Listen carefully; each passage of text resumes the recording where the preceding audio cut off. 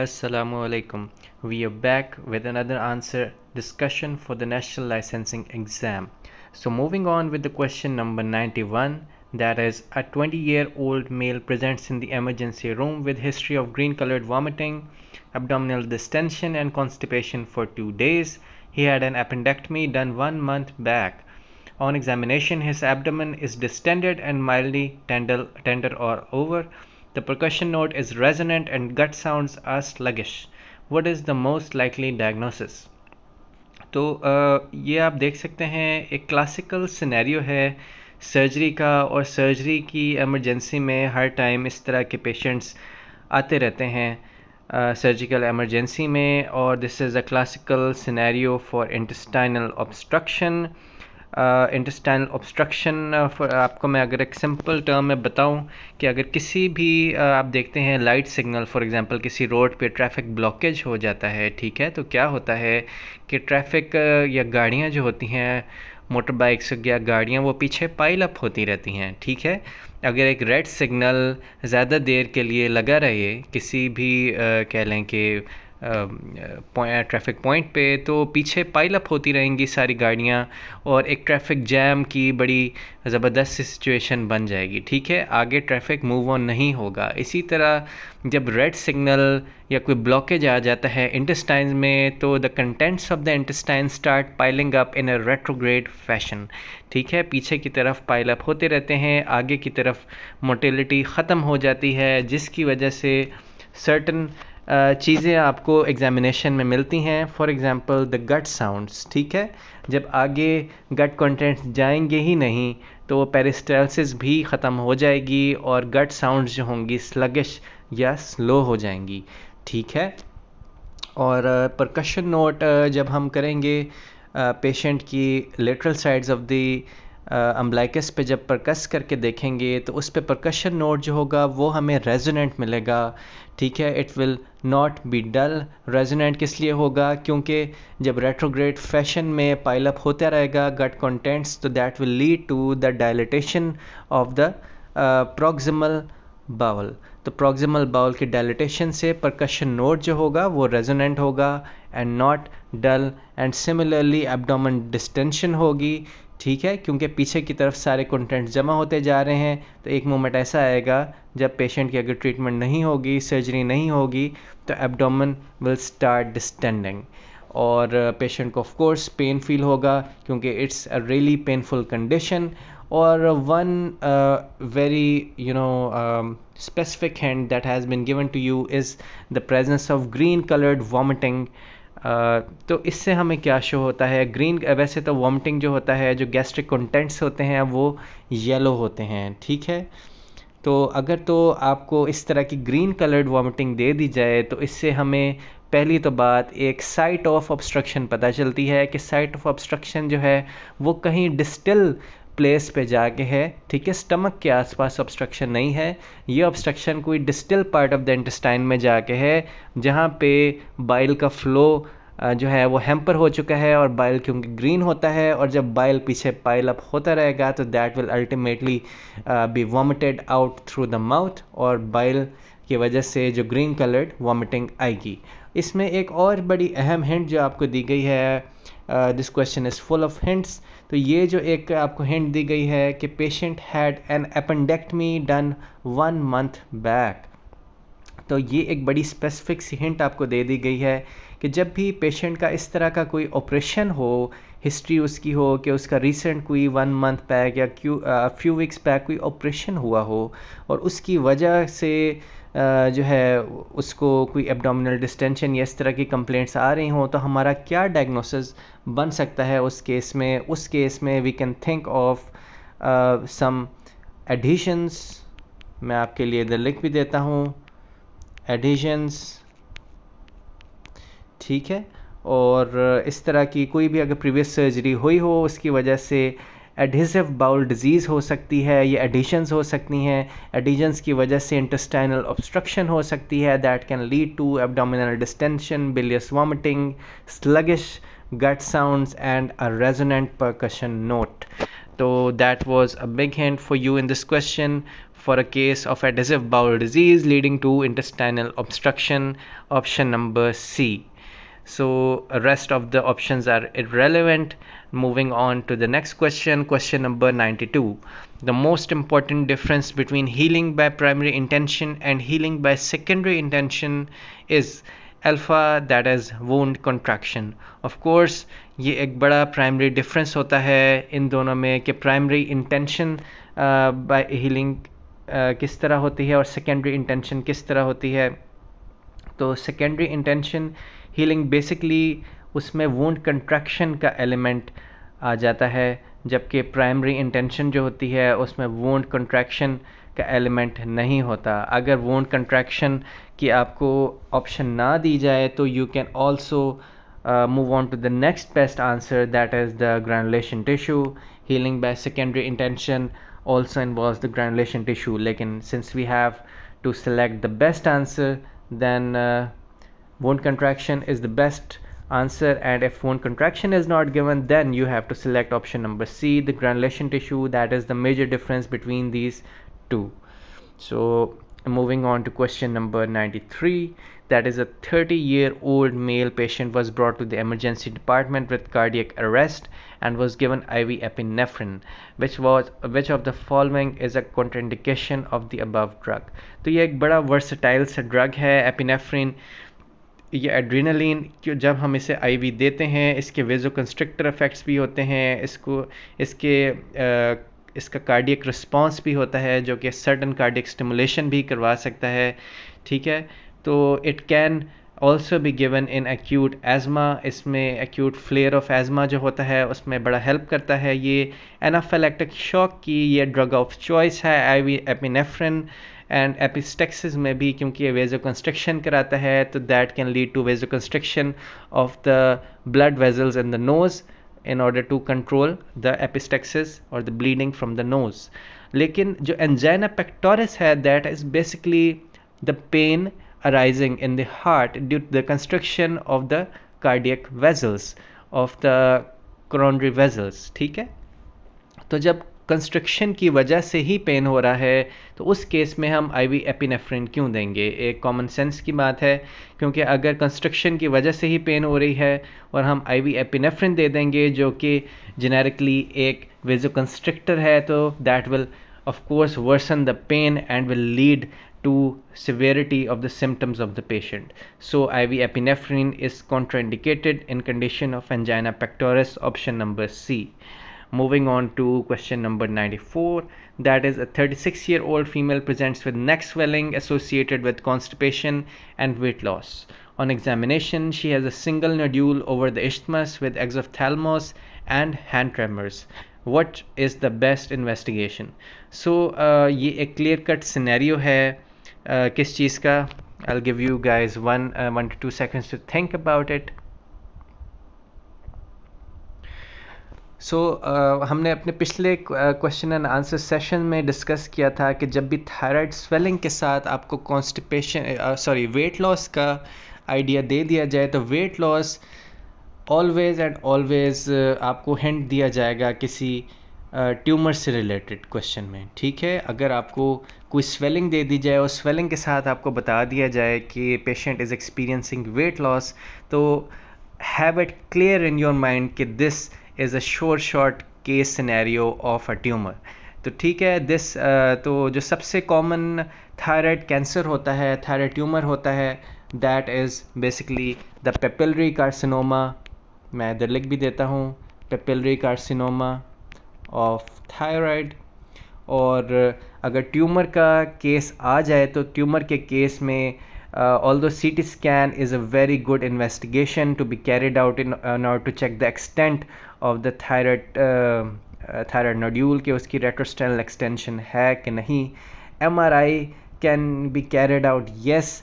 Ultrasound scan can be carried out, yes, but not the gold standard in case of thyroid cancer or tumor. So in case of thyroid tumor, the best investigation of choice is the nuclear scan. What is the nuclear scan? Nuclear scan is basically a functional scan. मैं इधर लिख देता हूँ आपके लिए.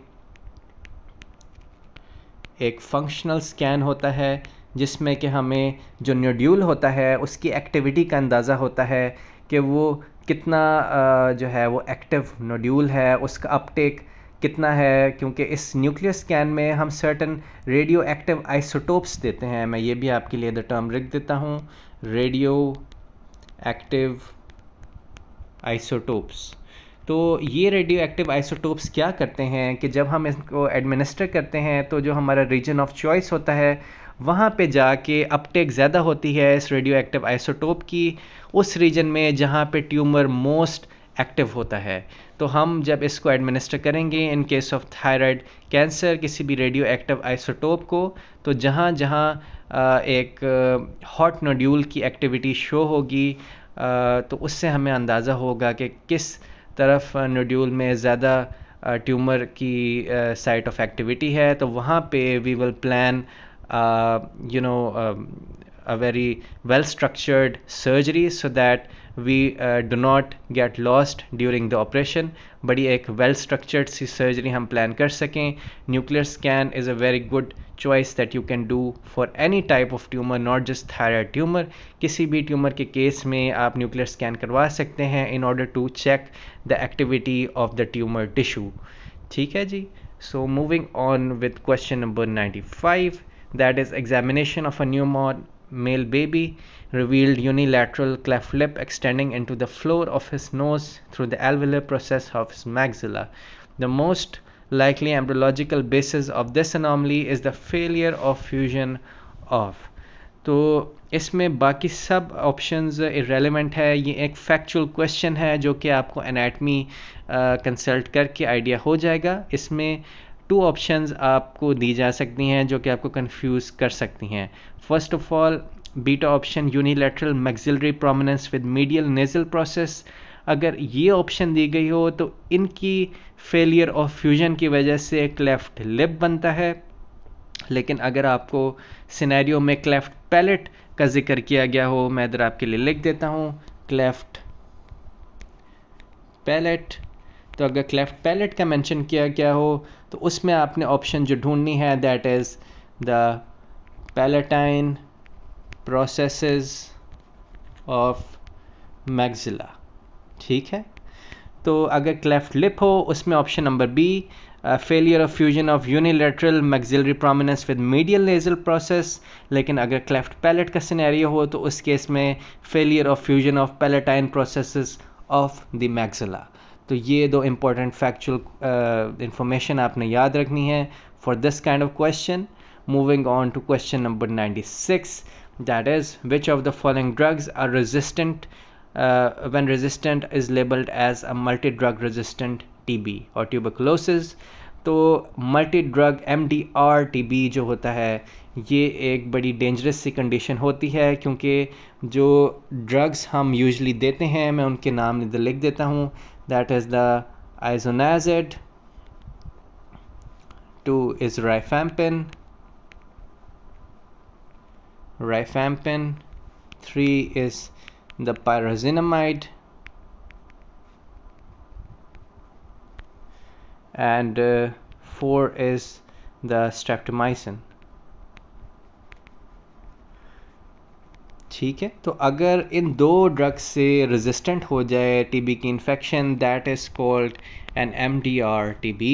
और MDR TB एक dangerous condition होती है ट्रीट करने के लिए। और आपको बताता चलूँ कि टीबी से रिलेटेड आपको इनके साइड इफ़ेक्ट्स भी पूछे जा सकते हैं कि आइसोनाजिड का क्या जो है वो साइड इफ़ेक्ट है, राइफेम्पिन का क्या साइड इफ़ेक्ट है, पायराजिनामाइड का क्या साइड इफ़ेक्ट है, एंड सिमिलरली स्ट्रेप्टोमाइसिन का क्या साइड इफ़ेक्ट है। तो ये सब आपको पता होने चाहिए।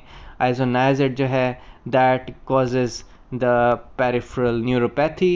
ठीक है, ये आपने याद रखना है कि isoniazid is classically associated with vitamin B6 deficiency and causes the peripheral neuropathy leading to tingling sensations in the peripheries। rifampin, what it does, rifampin की वजह से जो आपको सिनेरियो में आ सकता है उसका साइड इफ़ेक्ट वो आ सकता है the orange colored urine। ठीक है, rifampin can produce orange colored urine। pyrazinamide, what can it cause? It can cause optic neuritis. ठीक है, इसके आइज़ के साइड इफ़ेक्ट्स होते हैं, आपको आई साइट वीकनिंग का बता सकता है, ऑप्टिक न्यूराइटिस का बता सकता है। एंड सिमिलरली स्ट्रेप्टोमाइसिन जो है that can basically have an adverse effect on the years of the patient. ठीक है, हेयरिंग लॉस हो सकता है। तो स्ट्रेप्टोमाइसिन के ये साइड इफ़ेक्ट्स होते हैं। ये साइड इफ़ेक्ट्स आपने मेन इन सब के अपने माइंड में रखने हैं। तो इन सब ड्रग्स के साइड इफ़ेक्ट्स भी पूछे जा सकते हैं आप सबसे। Moving on to question number 97, that is a 3 kg full-term neonate has a prolonged PT, that is the prothrombin time, platelet count is 155,000 per cubic millimeter, activated partial thromboplastin time and fibrinogen levels are within normal range. The most likely cause of increased PT in this neonate is alpha fibrinogen dysfunction, नहीं, क्योंकि इसमें fibrinogen levels are in the normal range. Liver disease, no, because liver disease में आपको वो SGPT and SGOT के levels देता, that is the ALT AST जो कि रेस्ड होते हैं लिवर डिजीज़ में। इसमें ऐसा कुछ भी नहीं दिया गया।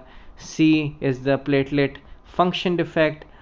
Platelet function defect, yes that can be, but platelet function defect में आपको इस तरह के साइंस एंड सिम्टम्स नहीं मिलते। उसमें जो है और तरह का सिनेरियो होता है। प्लेटलेट फंक्शनल डिफेक्ट में पेशेंट को पेटिकिया, परपरा, इस तरह की कंडीशंस और हिंट्स दी जाएंगी आपको। मैं लिख भी देता हूँ, petechiae, purpura and bleeding from the wound side that is non healing. तो इस तरह की कंडीशंस आपको दी जाएंगी। उसमें PTA PTT का कोई रद्द-बदल नहीं होता। Moving on to vitamin K deficiency. तो vitamin K deficiency is basically आपने याद रखना है कि विटामिन K डेफिशिएंसी में सिर्फ एक ही एबनॉर्मेलिटी आएगी। अगर ब्लड प्रोफाइल आपको दी जाए और इसमें सिर्फ और सिर्फ PT की डिरेंजमेंट हो, ठीक है, PT की डिरेंजमेंट अगर हो तो उसमें you have to select vitamin K deficiency at any cost.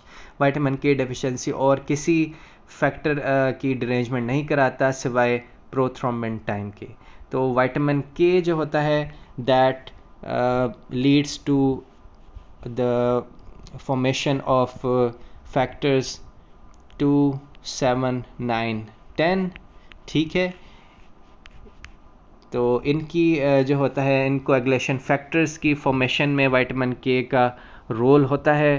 तो विटामिन K डेफिशिएंसी की वजह से ये वाले कोएगुलेशन फैक्टर्स भी डिस्टर्ब हो सकते हैं। तो ये भी बात आपसे पूछी जा सकती है। और विटामिन K डेफिशिएंसी में प्रोथ्रोम्बिन टाइम की डिरेंजमेंट होती है।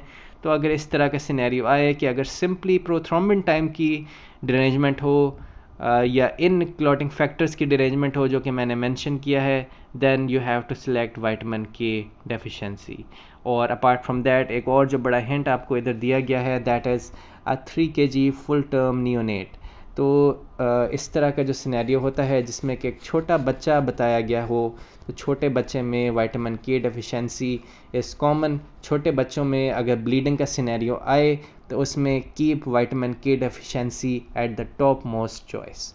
ठीक है जी। So moving on with question number 98, that is a 36-year-old male presented in OPD with fever, body aches and cough for 3 days, loss of sense of smell for 2 days, difficulty in breathing for 1 day. Which of the following is the most likely organism? ये तो एक बड़ा common सा scenario है आजकल।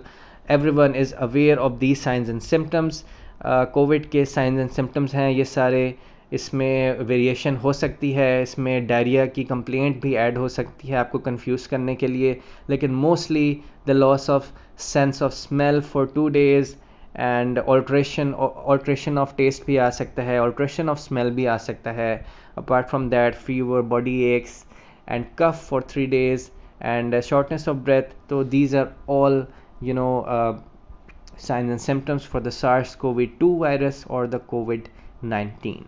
Moving on with the question number 99, that is a 56-year-old female, known case of diabetes for 20 years, presented in OPD with generalized weakness, body aches and low backache for 1 month. She developed diabetic nephropathy 2 years ago. Which of the following is the most appropriate treatment option? तो जब भी chronic kidney disease का scenario आए आपको, मैं इधर लिख देता हूँ CKD और द क्रॉनिक किडनी डिजीज़, तो उसमें जो एक बड़ी अहम चीज़ होती है वो विटामिन डी डेफिशिएंसी हो जाती है, ठीक है। The kidneys are unable, the nephrons are basically unable to absorb the vitamin D, ठीक है। विटामिन डी एब्जॉर्ब करना, रीअब्जॉर्ब करना ये नेफ्रॉन्स का काम होता है, लेकिन CKD में the nephrons are unable to absorb vitamin D, leading to the loss of vitamin D। और डायबिटिक नेफ्रोपैथी है, तो डायबिटिक नेफ्रोपैथी में वैसे ही ग्लाइकोज़ हो रहा होता है और वैसे ही पोलीयूरिया हो रहा होता है, जिसकी वजह से CKD की कंडीशन और ज़्यादा एग्रावेट हो जाती है। तो इस तरह की कंडीशन में लोअर बैक एक्स और बॉडी एक्स होना is a common thing.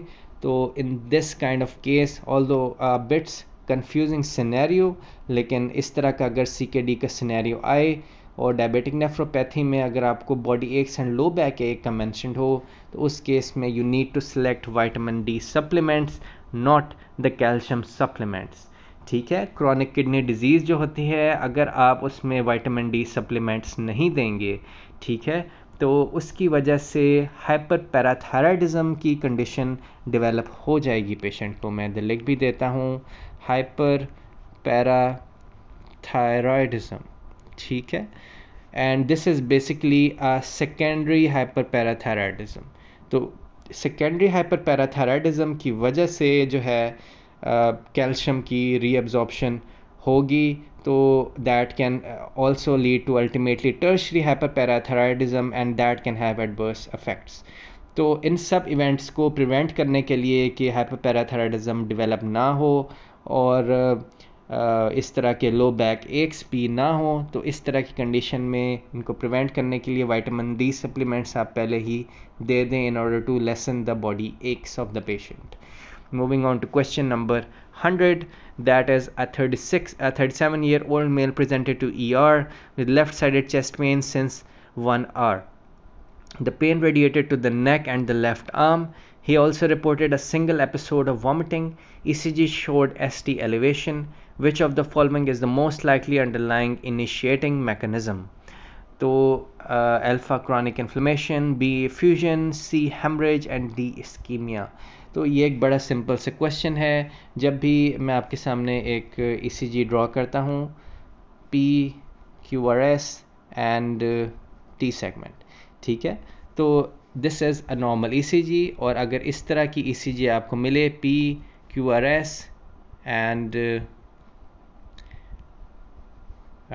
like the ST segment, if it's elevated, ठीक है, this is the normal ST segment, if it's elevated, तो this basically signifies the ischemia of the heart। इसके अलावा जो है T wave की inversion भी हो सकती है, इधर T वेव नॉर्मल है और इधर जो है T वेव की इन्वर्जन है।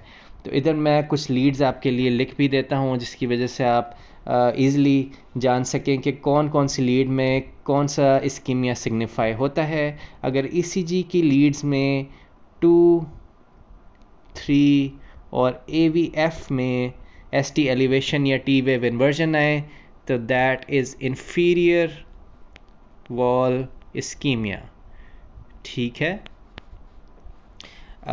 If the ST elevation and T wave inversion is in 1, AVL, V5 and V6, then that is basically a lateral wall ischemia.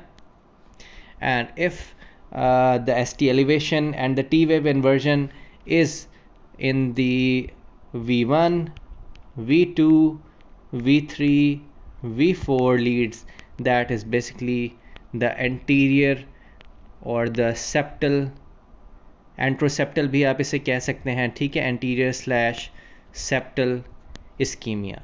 तो ये आप चंद लीड्स की एसोसिएशन याद कर लें कि कौन कौन सी लीड्स कौन सा ischemia of the heart signify करता है। तो this basically concludes a session of discussion for today. We will be discussing the upcoming next 10 to 20 questions for the national licensing exam in our next video. Stay tuned to the channel and Don't forget to subscribe and hit the bell icon so that you don't miss the upcoming videos. Thank you so much.